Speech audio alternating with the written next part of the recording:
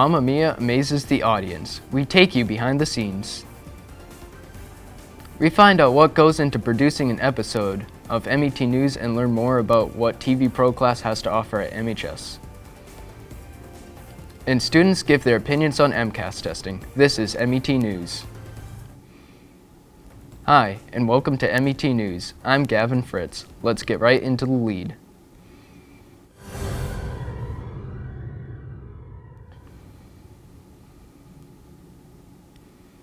On March 18th through the 20th, the MHS Music Department performed their first musical, Mamma Mia, in the new Middleborough High School. Here is Jay Bellardino with more on this awesome show. Recently, the MHS Theater Department put on the musical Mamma Mia at the Middleborough High School. Here's what they put on. What's it like being in the musical? It is exhaustingly rewarding. There's a lot of things that go behind the scenes that a lot of people don't know as we are putting everything together, but sitting in that pit, waving my hands for the first time, hearing the live music come in, like that's what does it for me. That's how I know like this is gonna be a good show. I'll be there when you arrive. The sight of you will prove to me I'm still alive. Being in a musical is really fun. It's really exciting to finally get to do a show in the new space, and it's really exciting to work with all of my friends. What I like about being on stage is it's really scary, but I think it's a lot of fun to pretend to be someone else for a bit. I think the same thing. I think it's like in the moment there's a lot of adrenaline you don't really notice. I think it's really fun, but like right before that it's like the build up. It's kind of like a lot of suspense and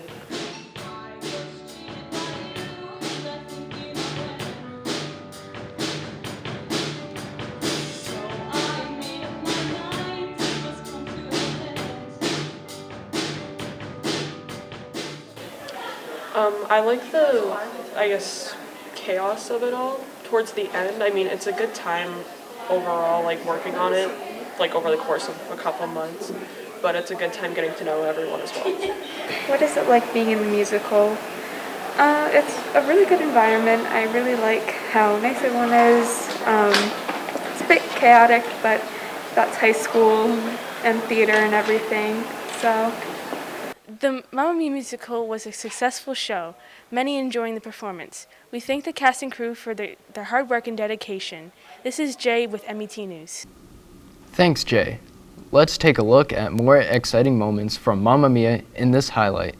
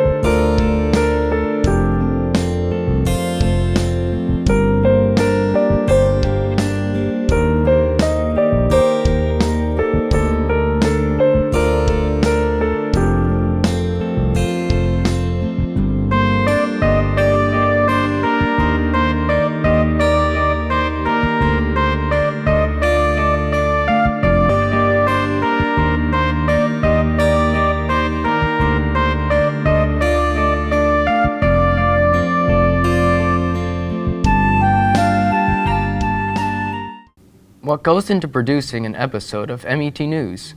We will be right back with that story and more. But first, here's the MET Sports Report with Gary Burgess.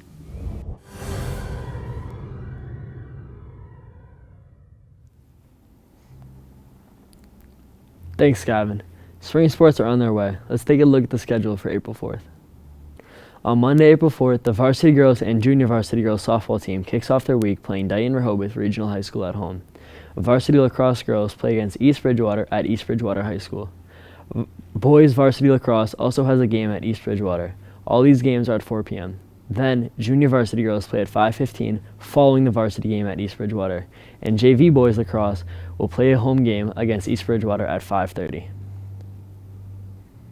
On Tuesday, April 5th, the freshman boys baseball will be playing Somerset Berkeley at Somerset Berkeley High School. Varsity girls tennis will be playing Rockland High School at Rockland High School. Varsity boys tennis will play home against Rockland High School. Junior varsity and varsity boys baseball will be playing Somerset Berkeley at home. All games will happen at 4 p.m. On Wednesday, April 6th, varsity boys and girls track play at home against Mashpee High School. Varsity girls tennis play Durfee at home. Varsity and junior varsity girls softball play at home against Greater New Bedford Tech. Freshman boys baseball play at home against Durfee. Varsity boys and junior varsity baseball play Durfee High School away at Durfee. Varsity boys tennis also play away at Durfee. Thursday, April 7th, Unified Co-ed track plays outdoor at Durfee High School at 3:30 p.m. Varsity girls tennis have a game away at Randolph High School at 4 p.m. And that's all for Thursday. Friday, April 8th, varsity girls track have a game away at Carver Middle High School. Varsity girls softball have a game at home against Seekonk. Varsity boys track go away to play Carver at Carver Middle High School. Varsity girls lacrosse have a game away at Apponequet Regional High School. Varsity boys lacrosse have a game home against Apponequet. All these games happen at 4 p.m. Junior varsity girls lacrosse have a game away at Apponequet Regional High School, while the boys lacrosse team have a game home against Apponequet. Both of these games start at 5:30 p.m. The spring sports season is the last sports season for seniors. Here is Toby Shanks with more.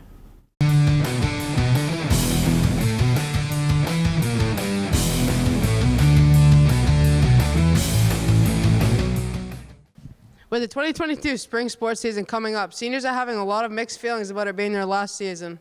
Here's what they have to say. I play softball and I am a catcher. I play lacrosse and my position is attack. I play baseball and I am a pitcher. I play tennis and my position is singles. My most memorable moment is probably playing the league championship against Abington and coming really close. I think we were tied 3-3 and came to the end of the game and we hit a game winner, and it was just really nice. It was a good feeling. I went to Coyle and Cassidy, and I played lacrosse there. So my most memorable moment in my high school career at Coyle is getting 4 BTBs, which is behind the back goals, in one season. Yeah, probably going undefeated until Medfield in the semifinals of the tournament. My freshman year, when we went to the tournament, that entire run that we had, that was a very memorable moment, I have very mixed emotions. Obviously, I love the sport. I've been playing it since I was like 3 or 4. It's definitely it hasn't set in yet that it's my last season, but I would say I'm excited just to see what I'm going to do in the future. So it does make me sad because I've been playing sports my whole life, but I think it'll hit when it actually ends. Definitely a little sad, but ready to go off to college and keep on playing, definitely. I have mixed feelings, you know what I mean? I'm sad, I guess, that, I'm not going to be able to play tennis in, an organized setting, at least for now, for, a few more years. But, I'm happy to, continue playing and, helping out my team. It's always a goal to get better, and that's what they can do in the next 4 years of their career. So I would definitely tell them to keep on working and moving, and they'll be successful. So, if you do not enjoy playing that sport and you feel like you're forced to play it, just don't play it because it's not worth it. But if you want to get involved in something, then I suggest playing sports because the teams and the activities we do are really fun, and it's all the teams I've been on are family to me. So if you want to get close with some people, at the high school, then I suggest playing sports. Probably cherish every moment you play because all 4 years definitely goes by in a heartbeat. Just have fun. Good luck to all seniors in their upcoming spring sports season. This has been Toby Shanks reporting for MET News. Thank you and have a good night. With spring sports just starting, we interviewed some returning lacrosse players who can't wait to play and asked them some questions. With the spring season already here, we interviewed some of the returning players, including last year's captain, Brody Youngclaws, who you can see who is very excited for the new season. Yeah, absolutely. I'm very excited for this upcoming year. It's my senior year, so we're going to have a senior night and everything, all those festivities, and just in general, excited for the lacrosse season, as always. Beyond excited. It's good. We got a bunch of new guys out there. We're going to be fresh and ready. Yeah, I'm really excited. You know, we have really good players coming back. You know, it's my second year. I'm really excited. You know, we're playing a lot of good teams, and I think we can do really well and get a lot of good wins. Yes, I am excited for the upcoming season. We have a lot of newcomers and a lot of seniors that left, so a lot of new people are going to have to step up and really work hard to have a good season. I think Connor Barry, our new defensive coach, is going to do great with our defense. Obviously, he was with our team last year, so that'll do great for us. He's very experienced with the defense. He knows good defenses, and he can lead us well. Coach Barry is teaching the offense and all that. I don't know. I'm really looking forward to just like playing with my friends. You know, I grew up playing with like Lakeville kids, and we're playing Lakeville week 2. And I'm really just, you know, looking forward to like playing with them and playing against them and just having fun. I want to mostly the EB game. I know they beat us last year 9-8, so I think we can get them this year. And also Pontiac, I played with those kids growing up, so we play them third game of the season. Well, last year was my first year, so I'm really just trying to improve on my stick skills and my speed and agility. I'm trying to play some defense this year, trying to see what midi looks like. I played midi last year, so we'll see how this goes. I think it's going to be good. He's energetic. He coached me in football, so he's just going to get the team moral support up, and I think he'll be a good addition to the squad. You know, Sebi was my assistant coach in football. You know, he's my lineman coach. He's a great guy. I really like him. He's very funny. He's very nice, and I think he'll be a good emotional booster to the team and really supply a lot. Sebi, man, you gotta love him. You know, he was my D-line coordinator. Great coach in football. We'll see how he is in lacrosse, but I got high hopes for him. Yeah, that's a tough one. Favorite defender on the team, you know, my brother is on the team. He's a defender, but I have to go with Jake here. He's just an amazing defenseman, always keeps defense locked down while I'm in net. I'm not ever afraid when he's defending an attackman. I always feel at peace when he's defending, so yeah, I'd have to say Jake. Good luck to the boys lacrosse team in their 2022 season. This has been Bailey Martin reporting for MET News.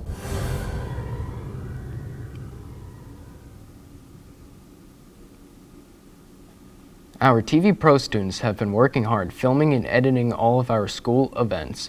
Let's look at a behind-the-scenes view. The TV Pro students have been working hard to get all the films in for our student athletes and other events. Today we will get an inside look on their work. What I enjoy most about TV Pro is being able to interview different students and seeing what their opinions are on the events that are happening at the school. What I enjoy most about TV Pro is that we're all in like a different area of like what we're doing. Like we all have the same amount of tasks, but we're all in different areas on those tasks. So that's what I enjoy most, and it's just a fun class overall. The most challenging thing about TV Pro probably is cutting up videos and editing them. I find that the most challenging part about TV Pro. What challenges come with being in TV Pro is just like learning how to do this stuff. Like to like an extent that like the news would want to see, and like just have like quality content for everybody to see, and like everybody wants to see your work and what you do in the class. That's the only thing that's really the most challenging for me and other TV Pro 2 students. I joined TV Pro because a lot of my friends were like convincing me to join and like record sports games and all that, and I decided to give it a try because I thought it would be pretty fun. What made me want to try TV Pro is, one, the teacher. Pelletier is a very good teacher. I've always liked him and like how he teaches and all that. And then two is just like you get to work on hands-on with cameras and do stuff that people out in the real world do as like an actual job in school. And it's just a really fun class and just have enjoyed it every step of the way. Well, I've been teaching TV Pro here at Middleborough High School since September of 2004, and it's been quite the journey. What I love about teaching here is that no 1 year is different. The technology evolves, the equipment evolves. We have all new students every couple of years. So, every year, every semester, every day is totally unique and different, and I think that's really exciting for me. I really love how MET News in television production 2 and 3 is student driven. The students are the producers of the show, and I think that's great because I want students to be empowered, because when they have to put their name on the videos that get seen by everybody all over town and on the internet, I think there's that sense of responsibility and accountability that I better do the best job I can because this is my video and I made this. And I think there's also a sense of pride that goes with that they can take an idea and from nothing they can make this video, and that's super exciting for me to share that.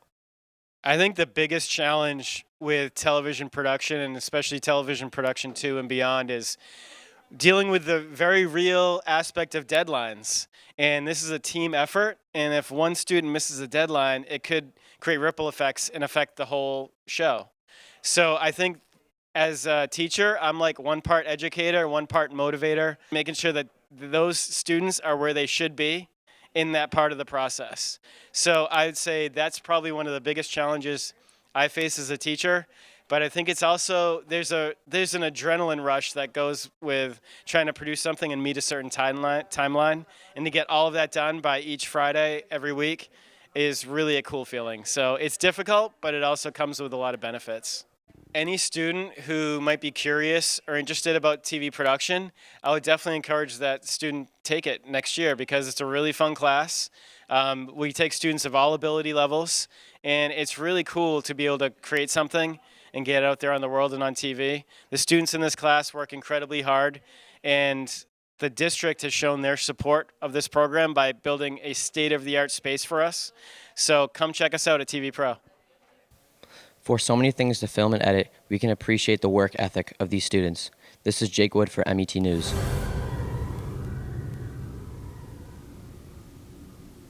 As the end of the school year comes up, we had Bailey Martin interview some of the soon-to-be leaving seniors to ask them about their favorite high school memories. In the upcoming months, the seniors at the Middleborough High School are going to be saying their final goodbyes, so we just want to interview some of them to see what some of their favorite high school memories were. My name's Fiona Cowie, and my favorite memory is having a donut eating contest in Mr. Canale's room. And from now until graduation, I'm looking forward to senior skip day. My favorite high school memory is taking one of the boys' locker room doors, the locker room lockers, from the old Middleborough High School with my fellow partner in crime, Aiden Don Chin. And one thing I'm looking forward to in spring between high school and graduation is spending quality time with friends and peers and coworkers. This has been Shay Hilton. My favorite memory from high school is attending Start Strong as an incoming freshman because it gave me a sense of the school environment. I'm definitely looking forward to do the walkthrough because I want to see my old teachers again. My favorite high school memory has been pulling funny pranks on Shay Hilton, as well as participating in the Aiden FC soccer team. I am looking forward to many more haha pranks against Shay Hilton, as well as Mamma Mia the musical.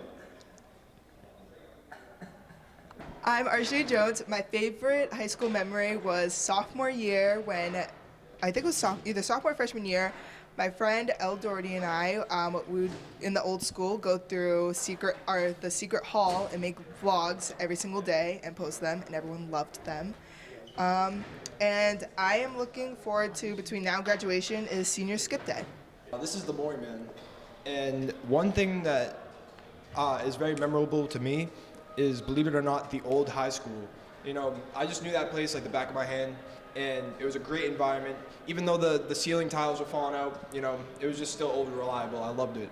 One thing that I'm looking forward to, and it's eating that buff dip every day, man. You know, I don't like any of the other school food, but the buff dip really hits it for me. You know, I'm also looking forward to saying hi to all my friends in the hallway. My favorite memory from high school would probably be going to Washington, D.C. my freshman year with the music department, because it just made me feel included and inspired me to continue doing music throughout high school. And one thing I'm looking forward to before graduation is our senior prom, because it'll be our first and only prom, which is exciting. My favorite memory from high school would definitely have to be the freshman year pep rallies, just because that's the first time that I really got that big sense of our school spirit, and that's what really got me into wanting to join student council and just get really involved. The thing that I'm most looking forward to would probably be the senior parade, when we all drive around in our cars and just deck out and go crazy. As you can see, we are sad to say our final goodbyes to the seniors, but we're happy to see what's to come for them. This is Bailey Martin with MET News. With graduation just months away, Micaiah Landau wanted to know more about what the seniors have to say and if the staff at the Middleborough High School has prepared them for after high school. Graduation is fastly approaching, and I would like to see what the seniors have to say and what their plans are for after high school. All right, so after high school, I think I'm planning on getting a mechanical engineering degree. I think my top schools are probably the University of Michigan or Georgia Tech. I haven't really decided yet, but I hope to work on cars and combustion engines and see what I can do to help with cleaner energy and maybe solve some real world problems. And in my free time, I think I'm going to do intramural sports. Yeah. So after high school, I'm going to go to college. I don't know where yet, but I'm going to run there and just see where I can take my athletic abilities. After high school, I think I'm going to go to barber school, you know what I'm saying, and I'm going to cut some hair. After high school, I plan on attending Southern Connecticut State University, where I will play football and study sports management. Plans for after high school are to go to community college and better myself for the future. Prior to talking with the class of 2022, the seniors would like to attend college after high school, but they are on edge about what college to attend. Most of the seniors would also like to attend after-school activities at the college of their choice. This has been Mackay for MET News. MCAS is a standardized test that is designed to meet the expectations of the Education Reform Law. If a student doesn't pass, however, then they will not be able to graduate. Here's Colin with more. Some would argue that these aren't very fair stakes and it's too extreme of a consequence if you don't pass one test. I've also interviewed some people on this topic, and now let's hear what they have to say. In general, so MCAS, I'm a pretty big fan of math MCAS. I'm not really too big of a fan of English MCAS, only because I feel like it's a lot of just the same thing every single year. I don't think it's really helping us with much. I feel like MCAS is very long and just takes up more time than it should be, and I feel like we shouldn't really need it that much because it's just extra work on top of the classes we're already taking. So I feel like it's just a waste of our time to do it. I think that it poses a challenge for a lot of students who have either test anxiety or maybe performance anxiety and maybe can't show their best on just one performance, but might need multiple performances to show their proficiency, but could show their proficiency. I think it's perfect, it shows what we've learned this year and how much we focused and paid attention. I feel like it has a very high difficulty because it's all the topics that we've learned throughout the year. Throughout our year. So I feel like it's very high difficulty to remember all the stuff that we have to take and remember in MCAS. Students took ELA MCAS on March 22nd and March 23rd, and if they do not pass the test, then they might not end up graduating. No, I feel like we're definitely overwhelmed a little bit because this whole year is leading up to this test, and it's if we fail this test and we have to redo it, and it's a huge thing if you want to go to college or later in your future. It affects it a lot, and I don't think it should affect as much as it does. The stakes are, I feel like they're pretty fair, but if you fail, you kind of have to it's a long way to go to do it again, and like it's a long process. Like you have to do like a class to help you make sure you pass the MCAS. So I feel like if the stakes are like pretty fair, but if you fail, you could like it will take long to like pass it again. I do think that they're fairly high, given the fact that there are definitely students who would struggle to pass a test like that, but who deserve to graduate from high school. So I do think that the stakes are put a bit too high. In a couple ways, yeah, I definitely could. For example, like, so we'll like go over stuff that we learned at like the beginning of the year, and not many people are gonna have that much memory on it. And it'd be great, if we had like a little like, not really like a vantage point, but like a little like help like on the way to like what we learned at the start. So we like a quick like memorization. I think it could be given over maybe multiple parts, maybe a mid-year MCAS assessment and an end of the year where you test progress rather than testing just performance on one test. And you're testing progress throughout the year. Yeah, I feel like it could be like improved a little bit, maybe make the questions like a little easier, or maybe like have like the teachers like prep us a little more to make sure that everybody passes the MCAS. I would like to add that just testing in general, I don't think is always the best indicator of a student's ability. So I'm just an advocate of more of a Montessori type of school where it's more project-based and research-based on that particular student and more individualized.